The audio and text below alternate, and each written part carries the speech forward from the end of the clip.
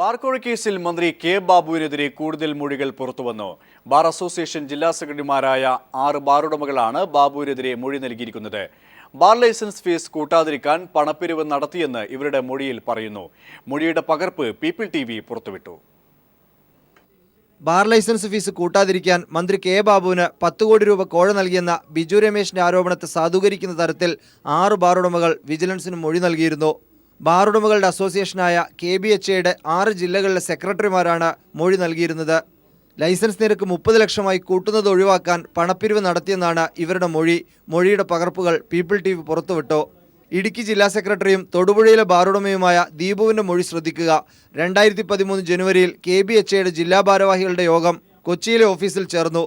സംസ്ഥാന പ്രസിഡന്റ് രാജ്കുമാർ ഉണ്ണി, സെക്രട്ടറി ധനേഷ് തുടങ്ങിയവർ പങ്കെടുത്തു. വരുന്ന സാമ്പത്തിക വർഷത്തിലേക്ക് ബാർ ലൈസൻസ് ഫീ 22 ലക്ഷത്തിൽ നിന്ന് 30 ലക്ഷമായി ഉയർത്താൻ എക്സൈസ് വകുപ്പ് മന്ത്രി കെ ബാബു തീരുമാനിച്ചെന്ന് രാജ്കുമാർ ഉണ്ണി യോഗത്തെ അറിയിച്ചു. ഇതൊഴിവാക്കാൻ എന്ത് ചെയ്യണമെന്ന് ആലോചിക്കാനും ആവശ്യപ്പെട്ടു. കോഴ നൽകാനായി 75,000 രൂപ വീതം ബാറുടമകളിൽ നിന്ന് പിരിക്കാൻ തുടർന്ന് യോഗം തീരുമാനിച്ചു. ബാർ ലൈസൻസിന്റെ നിരക്ക് ഉയർത്തുന്നത് ഒഴിവാക്കാൻ പണം പിരിച്ചെന്ന് മറ്റ് 5 ബാറുടമകളും മൊഴി നൽകിയിരുന്നു. തിരുവനന്തപുരം ജില്ലാ സെക്രട്ടറിയും സേവിയേഴ്സ് ബാറുടമയുമായ കാർത്തികേയകുമാർ, പാലക്കാട് ജില്ലാ സെക്രട്ടറി സതീഷ്, കൊല്ലം ജില്ലാ ഭാരവാഹിയും പരവൂർ പടിപ്പുര ബാറിന്റെ ഉടമയുമായ ഷൈൻ, മലപ്പുറം ജില്ലാ സെക്രട്ടറി അനിൽ തുടങ്ങിയവരാണ് കോഴ പിരിച്ചതായി മൊഴി നൽകിയത്. തൃശൂരിലെ ബാറുടമ CD ജോഷി നൽകിയ മൊഴിയുടെ വിശദാംശങ്ങൾ നേരത്തെ പുറത്തു വന്നിരുന്നു. എന്നാൽ സുപ്രധാനമായ ഈ മൊഴികൾ വിജിലൻസ് പരിഗണിച്ചില്ല. ബാർ ലൈസൻസ് നിരക്ക് ഉയർത്താതിരിക്കാൻ കൈക്കൂലി നൽകിയെന്ന് 6 ബാറുടമകളാണ് വിജിലൻസിന് മൊഴി നൽകിയത്. 6 പേരും ബാറുടമകളുടെ സംഘടനയുടെ ജില്ലാ സെക്രട്ടറിമാർ. ശക്തമായ ഈ മൊഴികൾ അവഗണിച്ചുകൊണ്ടാണ് കെ ബാബുവിനെതിരായ കേസ് എഴുതിത്തള്ളിയത്. MR Sajesh, news bureau, Thiruvananthapuram. KM മാണിക്കെതിരെ പുതിയ ആരോപണവുമായി വീണ്ടും ബിജു രമേശ്. നികുതി കുറയ്ക്കുന്നതിനായി ഫ്ളാറ്റ് ഉടമകളിൽ നിന്ന് മാണി 5 കോടി രൂപ വാങ്ങിയെന്ന് ബിജു രമേശ് വെളിപ്പെടുത്തി. നികുതി കൂട്ടാതിരിക്കാനാണ് ഫ്ളാറ്റ് ഉടമകൾ പണം നൽകിയത്. ഇത് സംബന്ധിച്ച ഫ്ളാറ്റ് ഉടമകളുടെ ശബ്ദരേഖ കയ്യിലുണ്ടെന്നും ബിജു രമേശ് പറഞ്ഞു. ആലുവയിലൊരു ഫ്ലാറ്റ് ചെയ്തുകൊണ്ടിരിക്കുന്ന ബിൽഡേഴ്സിൻ്റെ അതുകൊണ്ടാണ് ബിൽഡേഴ്സ് എന്നെ വിളിച്ചത്. അതിൻ്റെ പ്രധാനപ്പെട്ട ബിൽഡേഴ്സിൽ എന്നെ വിളിച്ചു. 10 കോടി രൂപ ഫ്ലാറ്റിൻ്റെ ടാക്സ് വർദ്ധിപ്പിക്കാതിരിക്കാൻ വേണ്ടി മാണി സാർ ചോദിക്കുകയാണ്. അതിൽ 5 കോടി രൂപ അവർ കൊടുത്തു. അപ്പോൾ അതിൻ്റെ ഒരു ഷെയർ ചോദിച്ചുകൊണ്ടാണ് എന്നെ വിളിക്കുന്നത്. അപ്പോൾ ഞാൻ പറഞ്ഞു എൻ്റെ ഫ്ലാറ്റിൻ്റെ പണിയൊക്കെ തീർന്നു, ഇനി പുതിയ പ്രോജക്റ്റ് വരണമെങ്കിൽ ആ പ്രോജക്റ്റ് വരണമെങ്കിൽ മാത്രമേ ഞാൻ എൻ്റെ ഷെയർ ചെയ്യേണ്ട കാര്യമുള്ളൂ. അപ്പോൾ അവർ കൊടുത്തതിൻ്റെ കാര്യങ്ങളൊക്കെ ഞാനുമായി സംസാരിക്കുന്നത് ഇത് കംപ്ലീറ്റ് ഞാൻ റെക്കോർഡ് ചെയ്തിട്ടുണ്ട്. അതിൻ്റെ CD എൻ്റെ ഇരിപ്പുണ്ട്. ബാർ ലൈസൻസ് ഫീസ് കുറയ്ക്കാൻ മന്ത്രിമാർക്ക് പണം പിരിച്ചു നൽകിയെന്ന് ബാറുടമ CD ജോഷി. താൻ 10 ലക്ഷം രൂപ നൽകിയെന്നും ജോഷി പറഞ്ഞു. ബാർ ഹോട്ടൽ അസോസിയേഷൻ സംസ്ഥാന കമ്മിറ്റിയുടെ തീരുമാനപ്രകാരമാണ് പണം പിരിച്ചതെന്നും ജോഷി പീപ്പിളിന്റെ ന്യൂസ് ആൻഡ് വ്യൂസിൽ വെളിപ്പെടുത്തി. 30 ലക്ഷം രൂപ ഞാൻ പിരിച്ചു കൊടുത്തു. 105 ബാറുകാരുടെ കയ്യിൽ നിന്ന്. തൃശ്ശൂർ ജില്ലയിൽ 107 ബാറുണ്ട്. അതിൽ 105 ബാറുകാരുടെ കയ്യിൽ നിന്ന് രൂപ പിരിച്ചു കൊടുത്തു. 2-3 ലക്ഷം രൂപ വെച്ച് തന്നിട്ടുണ്ടാവണം. ഞാൻ 2 ലക്ഷം രൂപ.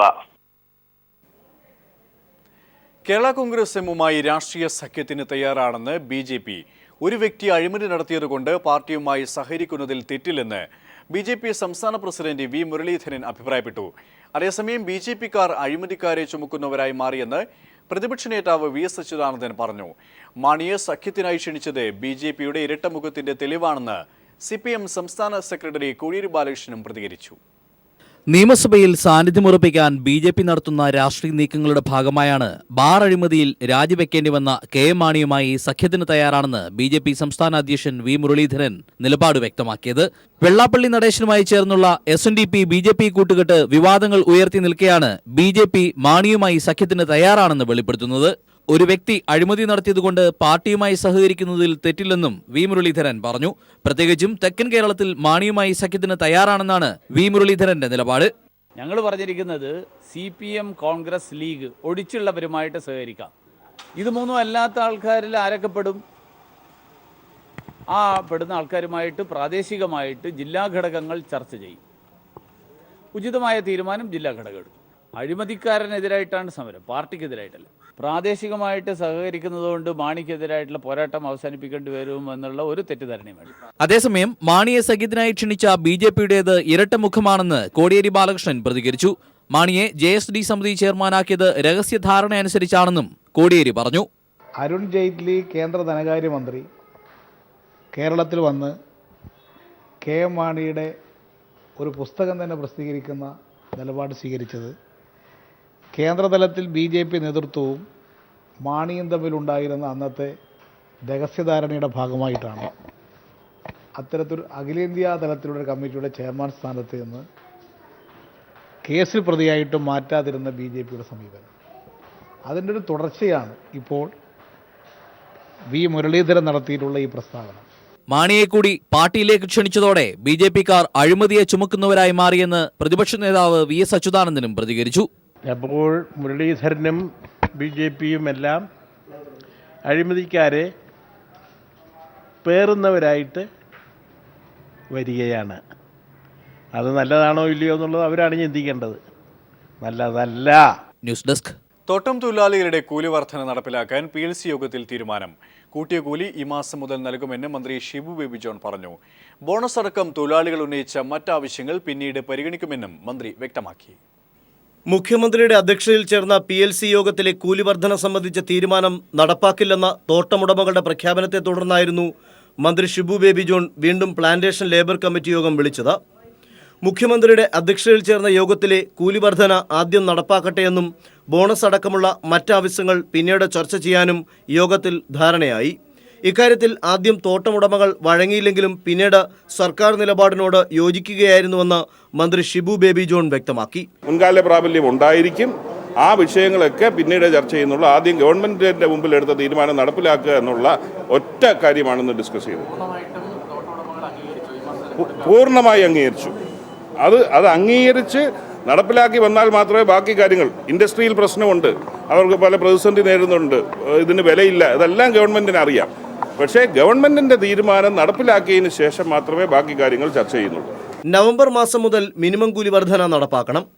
റബ്ബർ മേഖലയിൽ 380 രൂപയും ഏലം കുരുമുളക് മേഖലയിൽ 330ഉം തേയില വിഭാഗത്തിൽ 301 രൂപയുമാണ് മിനിമം കൂലി. കൂലിയുടെ കാര്യത്തിൽ മുൻകാല പ്രാബല്യമുണ്ടാകും. എന്നാൽ ഇക്കാര്യം പിന്നീട് ചർച്ച ചെയ്യും. തോട്ടം മേഖലയിലെ നികുതി ഇളവ് സംബന്ധിച്ച പുതിയ ഉത്തരവ് പുറത്തിറക്കും. തൊഴിലാളികൾ അവരുടെ തൊഴിലിൻ്റെ ഔട്ട്പുട്ട് വർദ്ധിപ്പിക്കുന്ന വിഷയത്തിലും പിന്നീട് തീരുമാനമുണ്ടാക്കാനും 2.5 മണിക്കൂർ നീണ്ട PLC യോഗത്തിൽ തീരുമാനമായി. News bureau, Thiruvananthapuram. Kochi corporation mayor സ്ഥാനത്തെ ചൊല്ലി ഈ ഗ്രൂപ്പിൽ ഭിന്നത രൂക്ഷം. 2.5 വർഷം വീതം മേയർ സ്ഥാനം പങ്കിടാനുള്ള തീരുമാനത്തിൽ KPCC അതൃപ്തി രേഖപ്പെടുത്തി. ഇതോടെ നാളെ ചേരുന്ന കോർപ്പറേഷനിലെ UDF പാർലമെന്ററി പാർട്ടി യോഗത്തിന് മുൻപ് തീരുമാനമെടുക്കാനാവാത്ത അവസ്ഥയിലാണ് A group. Kochi corporation mayor സ്ഥാനം എ ഗ്രൂപ്പിനും ഡെപ്യൂട്ടി മേയർ സ്ഥാനം ഐ ഗ്രൂപ്പിനും നൽകാൻ ധാരണയായിരുന്നു.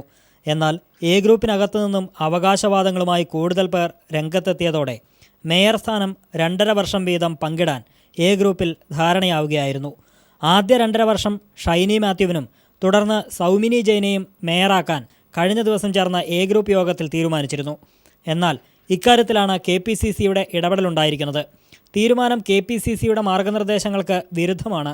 പ്രത്യേക സാഹചര്യങ്ങളിലല്ലാതെ മേയർ സ്ഥാനം പങ്കിടരുതെന്നായിരുന്നു KPCCയുടെ മാർഗനിർദ്ദേശങ്ങളിലൊന്ന്. കൂടാതെ പ്രവൃത്തി പരിചയമുള്ളവർക്ക് മുൻഗണന നൽകണമെന്നും നിർദ്ദേശിച്ചിരുന്നു.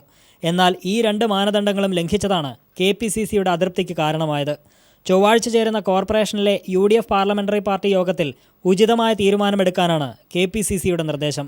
അതേസമയം ഐ ഗ്രൂപ്പിന് ലഭിച്ച ഡെപ്യൂട്ടി മേയർ സ്ഥാനത്തേക്ക് TJ വിനോദിന്റെ പേരാണ് പരിഗണനയിലുള്ളത്. News bureau, Kochi.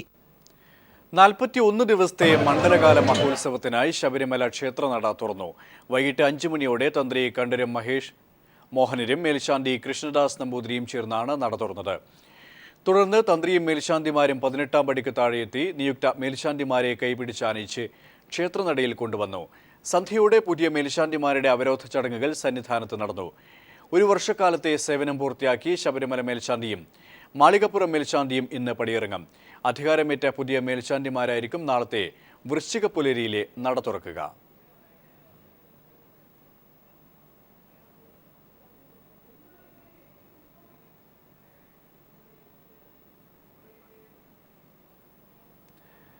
Kannur corporation UDF ഭരിക്കാൻ സാധ്യത. കണ്ണൂർ കോർപ്പറേഷനിലേക്ക് തെരഞ്ഞെടുക്കപ്പെട്ട കോൺഗ്രസ് വിമതൻ PK രാഗേഷിനെ പാർട്ടിയിൽ തിരിച്ചെടുക്കാൻ തീരുമാനം. രാഗേഷിനെ പാർട്ടിയിൽ തിരിച്ചെടുക്കാൻ എതിർപ്പില്ലെന്ന് K സുധാകരൻ നേരത്തെ വ്യക്തമാക്കിയിരുന്നു. കണ്ണൂർ കോർപ്പറേഷനിൽ വിമതന് അടിയറവ് പറഞ്ഞ് കോർപ്പറേഷൻ ഭരണം നേടാൻ UDF തീരുമാനിച്ചു. KPCC president VM Sudheeran UDF നേതൃയോഗത്തിലും കെ സുധാകരൻ, കെ സുരേന്ദ്രൻ എന്നിവർ കണ്ണൂർ പ്രസ് ക്ലബ്ബിലും മാധ്യമപ്രവർത്തകർക്ക് മുന്നിൽ ദൃഢസ്വരത്തിൽ പറഞ്ഞത് ഒരു കാരണവശാലും വിമതനെ കൂടെ കൂട്ടില്ലെന്നായിരുന്നു. എന്നാൽ കണ്ണൂരിൽ കോൺഗ്രസ് I വിഭാഗത്തിനേറ്റ തിരിച്ചടി അപ്രതീക്ഷിതമായിരുന്നു. 55 സീറ്റിൽ 27 സീറ്റ് നേടി LDF ചരിത്രം കുറിച്ചു. 27 സീറ്റിൽ UDFന് തൃപ്തിപ്പെടേണ്ടി വന്നപ്പോൾ കോൺഗ്രസ് പുറത്താക്കിയ വിമതൻ ജയിച്ചു കയറി കോർപ്പറേഷൻ ഭരണത്തിന്റെ നിർണായക ശക്തിയായി. I ഗ്രൂപ്പിൽ നിന്നും P രാമകൃഷ്ണനോടൊപ്പം A ഗ്രൂപ്പിലേക്ക് ചേക്കേറിയ PK രാഗേഷ് കോർപ്പറേഷനിൽ നിർണായക ശക്തിയായതോടെ പാർലമെന്റ് തെരഞ്ഞെടുപ്പിന് ശേഷം കെ സുധാകരനും I വിഭാഗത്തിനും കർണത്തേറ്റ അടിയായി മാറി രാഗേഷിന്റെ വിജയം. INL സുതന്ത്രനെ കുതിരക്കച്ചവടം നടത്തി രാഗേഷിനെ അകറ്റി നിർത്താനുള്ള അടവും വിജയിച്ചില്ല. പ്രാദേശിക തല തീരുമാനമെന്ന് പറഞ്ഞ് KPCC പ്രസിഡന്റും കൈയൊഴിഞ്ഞു. യുദ്ധതന്ത്രങ്ങളെല്ലാം പൊളിഞ്ഞ് അവസാനം കെ സുധാകരൻ രാഗേഷിന് മുന്നിൽ മുട്ടുകുത്തുന്ന കാഴ്ചയാണ് മാധ്യമലോകം കണ്ടത്. അദ്ദേഹത്തെ UDFന് പിന്തുണ നൽകാൻ അദ്ദേഹത്തെ പാർട്ടിയിലേക്ക് തിരിച്ചെടുക്കുന്ന കാര്യത്തിൽ ഇവിടെ ഐക്യകണ്ഠ്യേന ഞങ്ങൾ എടുത്ത തീരുമാനമാണ്. കോർപ്പറേഷൻ ഭരണം നേടിയാലും A വിഭാഗത്തിന്റെ ശക്തമായ തിരിച്ചുവരവ് കെ സുധാകരനും I വിഭാഗത്തിനും ഉണ്ടാക്കുന്ന ക്ഷീണം ചെറുതല്ല. PV Joshila, news bureau, Kannur. Christmas ആഘോഷങ്ങൾക്ക് മുന്നോടിയായി കോഴിക്കോട് ഹൈലൈറ്റ് മാളിൽ കേക്ക് മിക്സിംഗ് നടന്നു. കോഫി ഷോപ്പ് ചെയിനായ ഹഗ് എ മഗ്ഗും ഹൈലൈറ്റും സംയുക്തമായാണ് പരിപാടി സംഘടിപ്പിച്ചത്. വെള്ളിമാട് കുന്നിലെ ആഫ്റ്റർ കെയർ ഹോമിലെ അന്തേവാസികളായിരുന്നു പരിപാടിയിലെ അതിഥികൾ. Highlight group MD Sulaiman, Hug a Mug partner Naveed Abdulla തുടങ്ങിയവർ പരിപാടിയിൽ പങ്കെടുത്തു. മുൻ chief secretary R Ramachandran Nair സർവകലാശാലയുടെ സ്ഥലം കയ്യേറിയെന്ന് കാട്ടി സംസ്കൃത സർവകലാശാല രജിസ്ട്രാർ പോലീസിൽ പരാതി നൽകി. കാലടി സംസ്കൃത സർവകലാശാലയ്ക്ക് വേണ്ടി ആറ്റുകാൽ അമ്പലത്തിനോട് ചേർന്ന് കിടക്കുന്ന സ്ഥലത്താണ് കയ്യേറ്റം. 1996 രാമചന്ദ്രൻ നായർ വൈസ് ചാൻസലർ ആയിരിക്കെ കൂടിയ വിലക്ക് വാങ്ങിയതാണ് ഈ ഭൂമിയെന്ന് ആക്ഷേപം. സംസ്കൃത സർവകലാശാലയുടെ പ്രഥമ വൈസ് ചാൻസലറും മുൻ ചീഫ് സെക്രട്ടറിയുമായ R രാമചന്ദ്രൻ നായരാണ് സംസ്കൃത സർവകലാശാലയുടെ സ്ഥലം കയ്യേറിയത്. തിരുവനന്തപുരം മണക്കാട് വില്ലേജിൽ ആറ്റുകാൽ അമ്പലത്തിനോട് ചേർന്ന കണ്ണായ സ്ഥലമാണ് കയ്യേറിയിരിക്കുന്നത്. കഴിഞ്ഞ ശനിയാഴ്ച ഇവിടുത്തെ 10 സെന്റ് സ്ഥലത്ത് വേലിക്കല്ലുകൾ സ്ഥാപിച്ചു. ഇത് ചൂണ്ടിക്കാട്ടി സർവകലാശാല രജിസ്ട്രാർ ഡോക്ടർ TP രവീന്ദ്രനാണ് ഫോർട്ട് പോലീസിൽ പരാതി നൽകിയിരിക്കുന്നത്. 1996 രാമചന്ദ്രൻ നായർ VC ആയിരിക്കെ വിദ്യാധിരാജ വിദ്യാസമിതിയിൽ നിന്നും 50,000 രൂപയ്ക്കാണ് സർവകലാശാലയ്ക്കായി സ്ഥലം വാങ്ങിയത്. 1996 സെന്റിന് 5,000 രൂപ മാത്രമുള്ളപ്പോൾ 50,000 രൂപയ്ക്ക് സ്ഥലം സർവകലാശാലയുടെ തലയിൽ കെട്ടിവെച്ചു എന്നതിൻ്റെ പേരിൽ വിജിലൻസ് കേസുണ്ടായിരുന്നു. സർവേ നമ്പർ 1588 29 സെന്റ് സ്ഥലവും സർവേ നമ്പർ 1602 26 സെന്റ് സ്ഥലവുമാണ് സർവകലാശാലയുടെ പക്കലുള്ളത്. ഇതിൽ സർവേ നമ്പർ 1588 10 സെന്റ് സ്ഥലത്താണ് രാമചന്ദ്രൻ നായർ കയ്യേറ്റം നടത്തിയിരിക്കുന്നത്. സർവകലാശാലയുടെ പക്കൽ ആധാരത്തിൽ പറയുന്നതിനേക്കാൾ കൂടുതൽ ഭൂമിയുണ്ടെന്നും ഇത് തൻ്റെ ഭൂമിയാണെന്നുമാണ് രാമചന്ദ്രൻ നായരുടെ അവകാശവാദം. എന്നാൽ 1996 മുതൽ സർവകലാശാലയുടെ കൈവശത്തിലിരിക്കുന്നതും കരമുടക്കി പോകുന്നതുമായ ഭൂമി എങ്ങനെ രാമചന്ദ്രൻ നായരുടേതാകുമെന്നത് ചോദ്യമായി അവശേഷിക്കുന്നു. R രാമചന്ദ്രൻ നായരുടേത് നിയമവിരുദ്ധ പ്രവർത്തനമാണെന്ന് സർവകലാശാല registrar doctor TP Raveendran people TVയോട് പറഞ്ഞു. സർവകലാശാല വളരെ ഗൗരവമായിട്ടാണ് ഈ വിഷയം കാണുന്നത്. കാരണം ഇതൊരു പൊതു സ്ഥലമാണ്. ഈ പൊതുസ്ഥലം സംരക്ഷിക്കാൻ ഏതറ്റം വരെ പോകാനും നിയമപരമായിട്ടുള്ള ഏത് നടപടികൾക്കും സർവകലാശാല തയ്യാറാണെന്ന് ഞാൻ അറിയിക്കുകയാണ്. സർവകലാശാലയ്ക്കായി അമിത വിലയ്ക്ക് ഭൂമി വാങ്ങിയെന്ന ആക്ഷേപത്തിൽ കീഴ്ക്കോടതി രാമചന്ദ്രൻ നായരെ ശിക്ഷിച്ചിരുന്നുവെങ്കിലും സുപ്രീം കോടതി വെറുതെ വിട്ടു. ഇതിനുശേഷമാണ് R രാമചന്ദ്രൻ നായർ ഭൂമിയിൽ അവകാശമുണ്ടെന്ന വാദവുമായി രംഗത്തെത്തിയിരിക്കുന്നത്. S ജീവൻകുമാർ, തിരുവനന്തപുരം.